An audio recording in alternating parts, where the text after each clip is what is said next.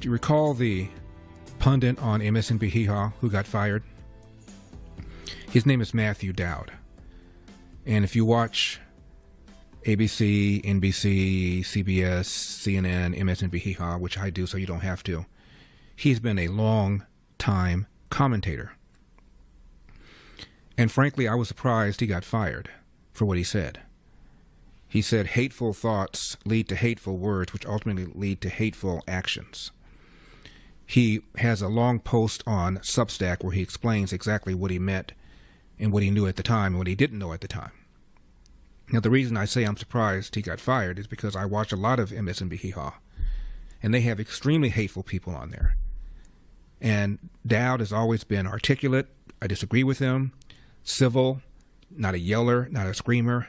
I mean, my goodness, they've got Al Sharpton, who has a show on MSNBC, who's in the streets of Ferguson after Michael Brown was shot and killed, yelling, "No justice, no peace." No justice, no peace. And of course, Michael Brown did not have his hands up, did not say don't shoot. The officer was completely exonerated. To my knowledge, Sharpton never apologized. He certainly was never fired. He's got a show every weekend. Appears on the Morning Joe show. Now, when Joe Scarborough was in Congress as a Republican, he introduced a resolution criticizing Al Sharpton for a bunch of things, including his lie about Tawana Brawley, his involvement in what one Jewish leader in New York referred to as the most serious pogrom in the history of the country. It's called Crown Heights, 1991. He was involved in another incident called Freddie's Fashion Mart, where he stirred up a bunch of trouble between a Jewish tenant and a black subtenant, to the point where somebody was so egged on he went in, shot a bunch of people, and set the place on fire. Al Sharpton is on a surveillance tape agreeing with an FBI undercover agent to buy and sell cocaine. And that's just some of them. And in the 1991 Crown Heights riots, he is recorded as saying, if the Jews want to get it on, tell them to pin their yarmulkes on their heads and come over to my house. This is on MSNBC. So Matthew Dowd has now been fired for what he said about Charlie Kirk. Now, he said that he had no idea at the time he made the comment that Charlie Kirk was even the target, let alone shot. He had come on, it was live, the news was breaking, and he had no idea, according to him, that Charlie Kirk was the target, let alone that he was struck. He said that I said that Kirk was a, quote, very divisive and polarizing figure. I then added, he said, we're in a toxic time in America. And then I said, hateful thoughts lead to hateful words, which ultimately lead to hateful actions. He said, I thought to myself when I said that, how could anybody disagree with me? Quote, the right-wing media mob ginned up and went after me on a plethora of platforms. And MSNBC reacted to that mob. Let me stop right here. I will tell you, watching MSNBC, as I've done for years, there are far worse things said by hosts, pundits, guests, and the right-wing mob has never had the power to gin up and get anybody fired. So assuming he's saying something that's accurate, it shows you how far we've come, how much leverage we now have, that this guy got fired for comments made by people on that network all the time that are vulgar, that are disgusting. One pundit they have on often, I haven't seen him in a while, referred to the Constitution as trash. The Constitution is trash? So he says, I'm now trying to put together what happened. Quote, it all starts with me and all of us looking at each other and out into the world with new eyes. A journey into the unknown that will be filled with mystery and many ups and downs. I have no idea what that means. But reimagining a new America starts with new eyes, leads to new language, and will evolve.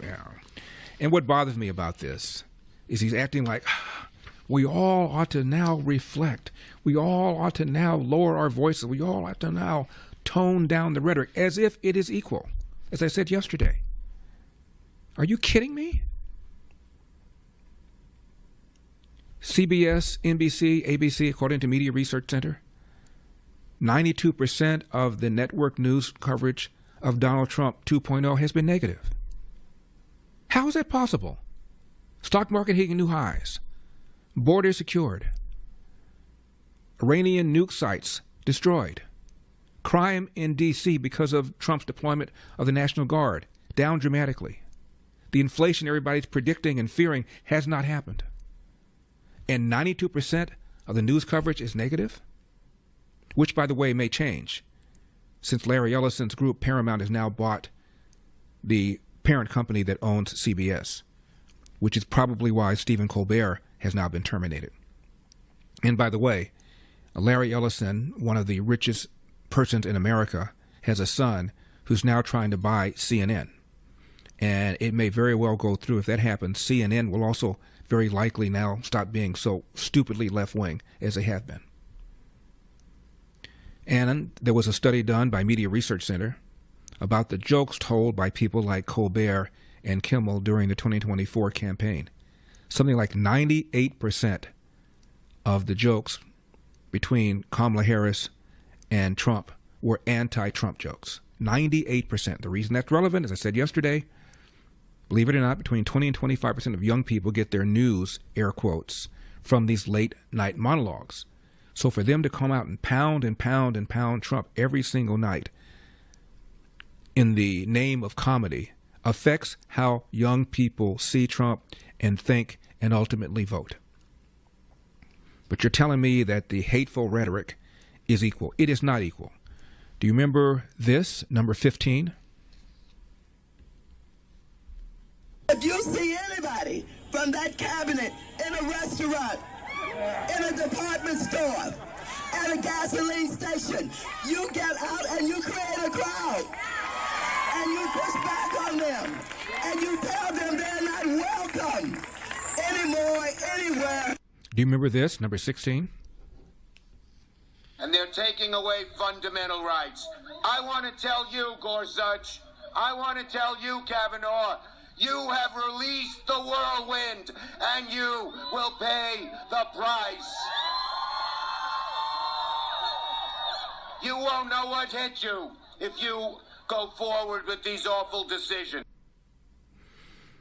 This man is the Senate Minority Leader, calling out Supreme Court justices by name, one of whom, Kavanaugh, actually had a would-be assassin arrested.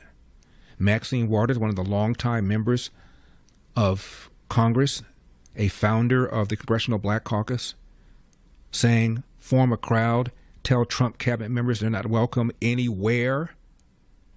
Are you kidding me? Has there been an equivalent from our side saying something like that about cabinet appointees of, I don't know, Barack Obama? Of course not. Don't tell me it's equal.